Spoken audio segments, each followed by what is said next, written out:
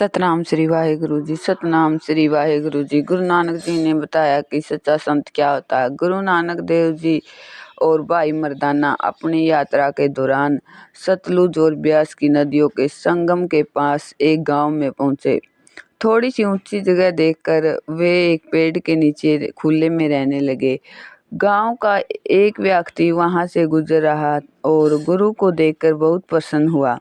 वह गांव वापस गया और गांव वालों को बताया कि हमारे गांव के बाहर एक संत आया है और पेड़ के नीचे रह रहा है।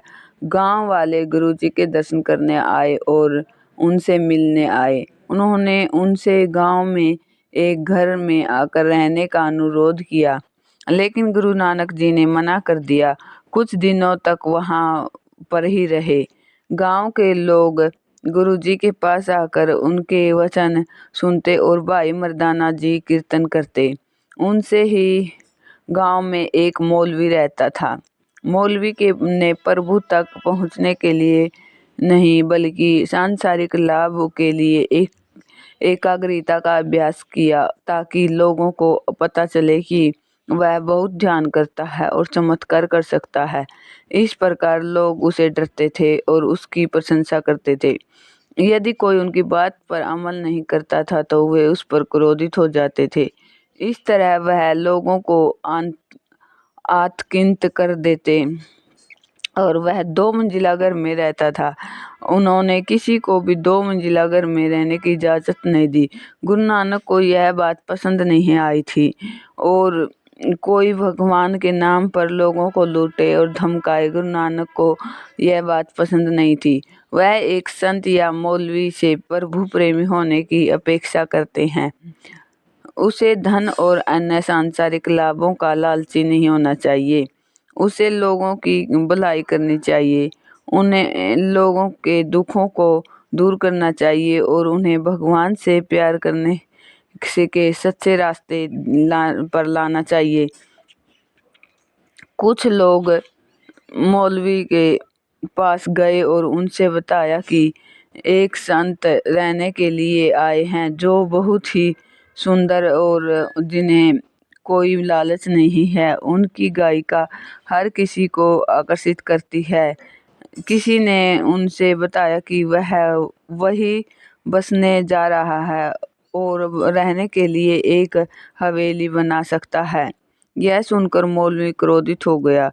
गुरु के यहाँ आने का कारण मौलवी ने को सच्चा संत बनाना था, लेकिन जो भी उनके पास आए थे उसे सच्चा आनंद मिले।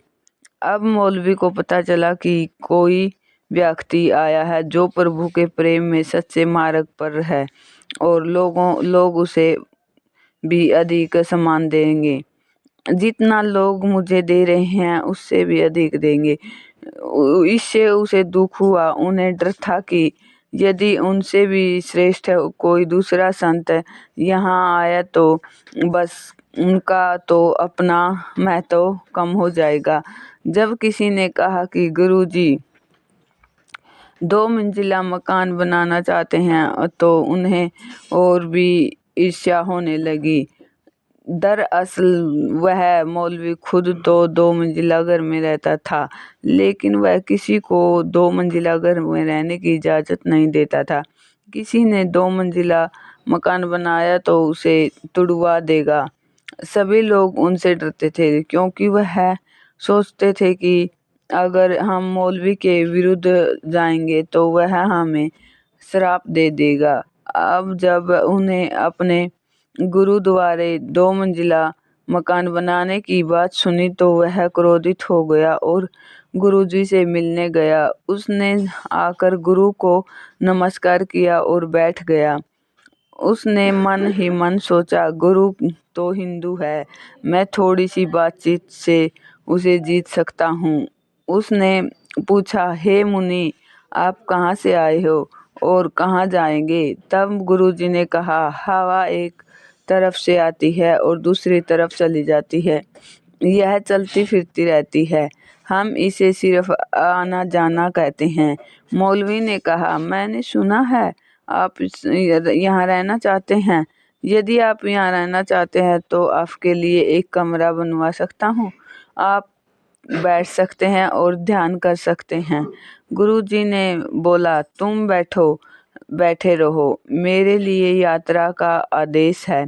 मौलवी ने राह की सांस लेते हुए कहा, मैंने सुना है आप 2 मंजिला घर बनाना चाहते हैं।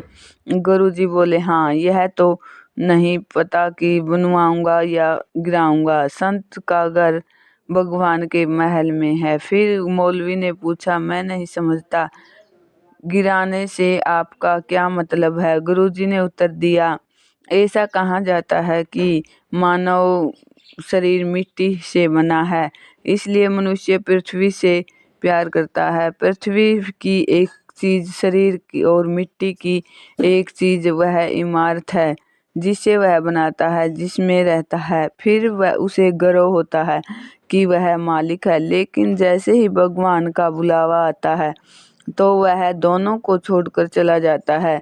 संत के पास बोधित बुद्धि होती है, उसे एहसास होता है कि शरीर में भगवान रहते हैं। संत भगवान के साथ रहते हैं, चलते समय वह भगवान को याद में रखते हैं। सोना, उठना, बैठना, खड़ा होना, प्रभु का स्मरण ही उनका घर है। धरती पर प्यार तुम्हें धरती पर ले जाता है।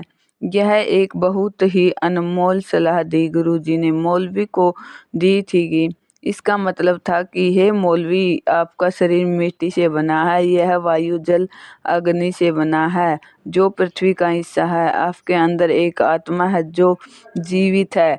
आवश्यक है यह कि आप शरीर में आत्मा से प्रेम करें ताकि आप अपनी आत्मा को शुद्ध कर सके और परमात्मा में विलीन हो सके।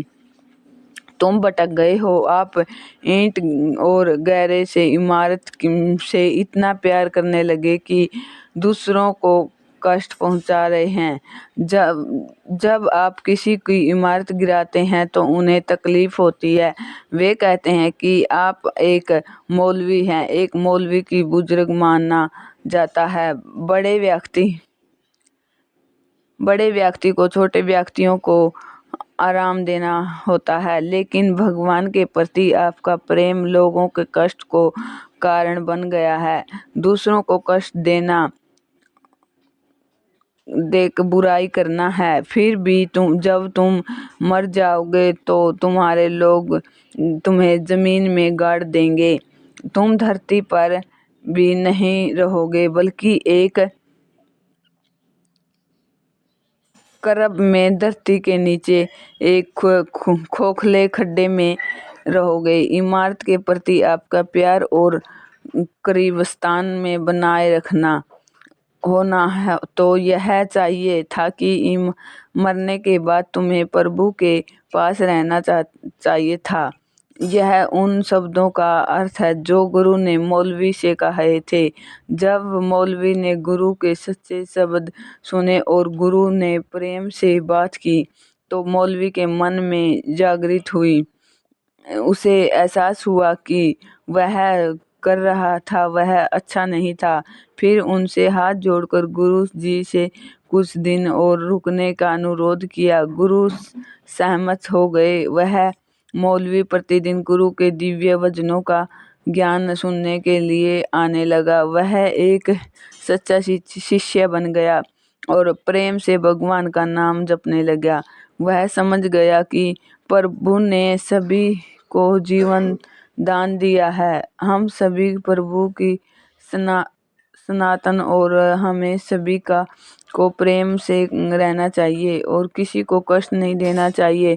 मौलवी को गुरुजी से 2 चीजें हासिल हुई। सबसे पहले उसने प्रभु से प्रेम करना शुरू किया और दूसरी बात उन्होंने सीखा कि भगवान जो भी करते हैं हमें उसे अच्छा मानना चाहिए। मौलवी को आशीर्वाद देने और अपने लिए दूसरों के लिए एक सच्चा संत बनने के बाद गुरु वहां से चल दिए। एक मौलवी को गुरुजी ने सच्चा संत बना दिया जिसमें बहुत ही लोभ और लालच था। सतनाम श्री वाहेगुरु, सतनाम श्री वाहेगुरु, सतनाम श्री वाहेगुरु, सतनाम श्री वाहेगुरु, सतनाम श्री वाहेगुरु, सतनाम श्री वाहेगुरु, सतनाम श्री वाहेगुरु, सतनाम श्री वाहेगुरु।